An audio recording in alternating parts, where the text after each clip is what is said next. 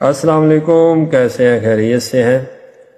جن لوگوں کو خدا نخواستہ فالج کا مسئلہ ہو، لقوے کا مسئلہ ہو، راشا کا مسئلہ ہو، جوڑوں میں درد ہو، عرق النساء کا مسئلہ ہو، تو اس کے لیے تیل تیار کرتے ہیں۔ یہ اجزاء میں آپ کو دکھاتا ہوں۔ یہ میٹھا تیل ہے، 1 کلو آپ نے لینا ہے۔ تلوں کا تیل جسے کہتے ہیں، میٹھا تیل ہے، یہ 1 کلو آپ نے لینا ہے۔ اور یہ برگ مدار ہیں، آگ کے پتے ہیں، یہ 100 عدد آپ نے لینے ہیں۔ یہ شاپر بڑا ہوا ہے، 100 عدد بڑے سائز کے پتے آپ نے آگ کے پتے لینے ہیں۔ اور اسے ناگ پھینی کہتے ہیں، برگ ناگ پھینی، چھتر تھوڑ بھی اسے کہتے ہیں، زقوم اسے عربی زبان میں کہتے ہیں۔ تو یہ آپ نے 1 پتا لینا ہے۔ اس کو ذرا احتیاط سے لینا ہے، اس کے کانٹے جو ہیں وہ بڑے تیز ہوتے ہیں، اور لاکھ کوشش کریں کہ کانٹا نہ چبھے پھر بھی چبھ جاتے ہیں۔ تو یہ 1 پتا لینا ہے۔ ویسے میں تو 2 لایا ہوں، لیکن 1 پتا آپ نے استعمال کرنا ہے۔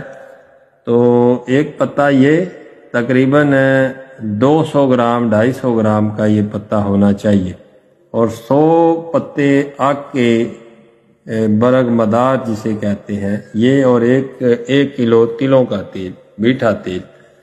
تلوں کا تیل کڑھائی میں ڈال کے تو یہ موٹا موٹا کوٹ لینا ہے، موٹا موٹا کاٹ لیں اس کو ڈال دینا ہے اندر۔